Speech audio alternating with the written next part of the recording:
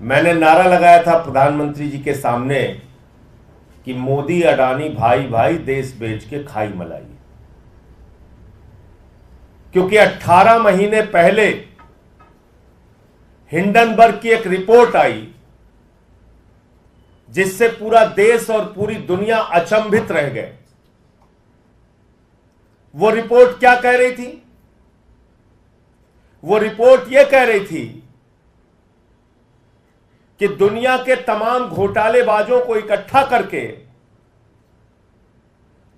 भारत से money laundering करके अडानी ने हजारों करोड़ रुपए मॉरिशस में फर्जी कंपनियां बना के चैन चुंग लिंग, नासिर अली, इन लोगों के माध्यम से फर्जी कंपनियां बना के हजारों करोड़ रुपए लगाया और उन्हीं कंपनियों के जरिए गौतम अडानी का भाई विनोद अडानी भारत में शेयर बाजार को बढ़ाने के लिए, अपने कंपनियों के शेयर को बढ़ाने के लिए, अपने कंपनियों के शेयर को ओवर वैल्यू करने के लिए, यानी वास्तविक वैल्यू शेयर की उतनी नहीं है, उसमें फर्जी कंपनियां बना के विदेशों से पैसा लगाया गया और शेयर का दाम बढ़ाया गया। न्यू पेंशन स्कीम, देश के लाखों कर्मचारियों की पेंशन, एनपीएस, उसका पैसा भी शेयर मार्केट में लगता है। एलआईसी का पैसा भी शेयर मार्केट में लगता है। और अगर वहां यह घपला और घोटाला हो रहा है तो अडानी का पैसा नहीं डूब रहा है, इस देश के आम आदमी का पैसा डूब रहा है। यह सरल भाषा में हमें समझना चाहिए। माननीय सर्वोच्च न्यायालय में जब यह मामला गया, माननीय सर्वोच्च न्यायालय ने कहा इस पूरे प्रकरण की जांच सेबी करेगा। सेबी इस पूरे प्रकरण की जांच करेगा। सेबी ने अपनी जांच शुरू की।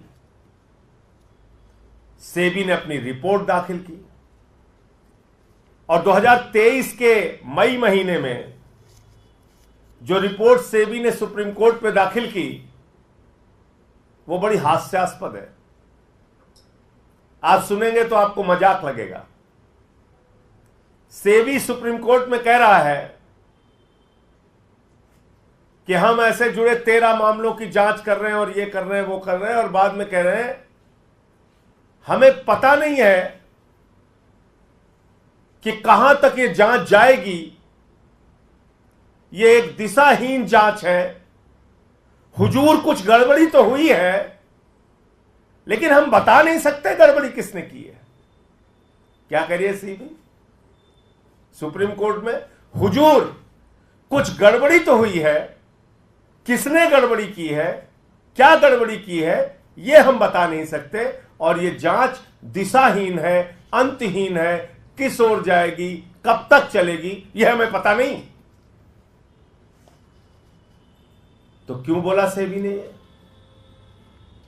सेबी अध्यक्ष ने क्यों बोला ये? इसका खुलासा कल हिंडनबर्ग की नई रिपोर्ट में हुआ है। और वो क्या कहती है नई रिपोर्ट? कि सेबी की अध्यक्ष माधवीपुरी बुच और उनके पति धवल बुच ने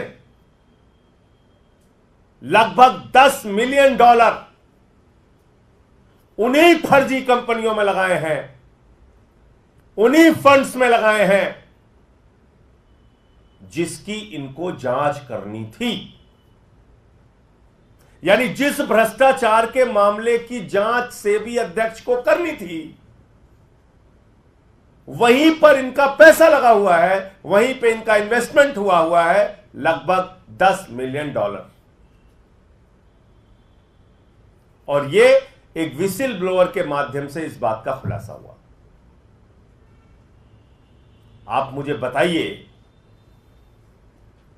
जिन कंपनियों के, जिनके भ्रष्टाचार के, जिन मामलों की जांच स्वयं सेबी को करनी थी, अगर सुप्रीम कोर्ट ने कहा कि आप जांच करेंगे इसकी, तो माधवी बुच ने क्यों नहीं बताया कि हुजूर मैं जांच नहीं कर सकती क्योंकि हमारा मामला, हमारा पैसा तो और हमारे पति का पैसा तो खुद ही इन फंड्स के ऊपर लगा हुआ है,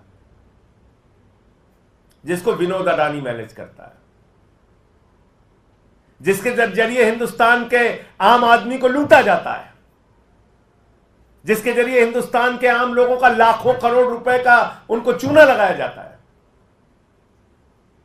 फिर मैं फिर दोहरा दूं, 8,50,000 करोड़ रुपए शेयर बाजार में 18 महीने पहले इस देश की जनता के डूबे थे, भूलिएगा नहीं।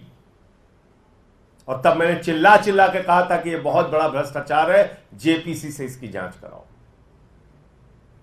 और तब मेरी एक नहीं सुनी गई, बल्कि उल्टा मोदी जी ने उठा के हमको जेल में भेज दिया। तो मैं भारत के प्रधानमंत्री से पूछना चाहता हूं, आप भ्रष्टाचार पे बड़ी बड़ी बातें करते हैं, भ्रष्टाचार को खत्म करने की गारंटी देते हैं, भ्रष्टाचारियों को जेल में भेजने की गारंटी देते हैं, और आपने एक तेलंगाना की सभा में कहा था अडानी कांग्रेस को टेम्पू में भर भर के रुपया पहुंचा रहा है। आप देश के प्रधानमंत्री होकर इतना बड़ा आरोप लगाते हैं, और जैसे ही आपकी शपथ ग्रहण समारोह होती है, भारत के सेना के सर्वोच्च पद पे बैठे हुए लोग पीछे बैठते हैं, अडानी आगे बैठता है।